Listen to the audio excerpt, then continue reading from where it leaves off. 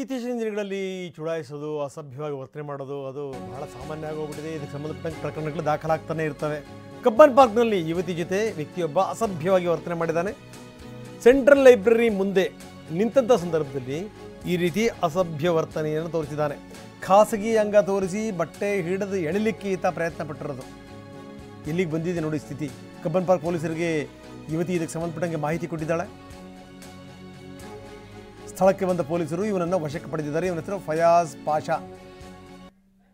ಕತ್ತೆಷ್ಟು ವಯಸ್ಸಾಗಿದೆ ಇವನಿಗೆ? 57 ವರ್ಷ. ಇವನ್ನ ಪೊಲೀಸರು ವಶಕ್ಕೆ ಪಡೆದಿದ್ದಾರೆ, ಅವನ್ನು ಬಂಧಿಸಿದ್ದಾರೆ. ಸೆಂಟ್ರಲ್ ಲೈಬ್ರರಿ ಮುಂದೆ ಆಕೆ ನಿಂತಿದ್ಲು. ಆಕೆ ಎದುರುಗಡೆ ಇವನು ಅಸಭ್ಯವಾಗಿ ವರ್ತನೆ ಮಾಡ್ದ.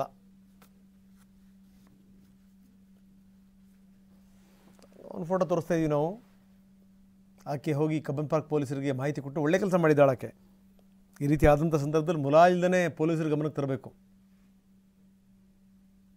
ಕಬ್ಬನ್ ಪಾರ್ಕ್ ಪೊಲೀಸರು ತಕ್ಷಣ ಕ್ರಮ ಜರುಗಿಸಿದರು. ಇವನನ್ನು ಬಂಧಿಸಿದ್ದಾರೆ. ಫಯಾಜ್ ಪಾಷಾ ಇವನ ಹೆಸರು.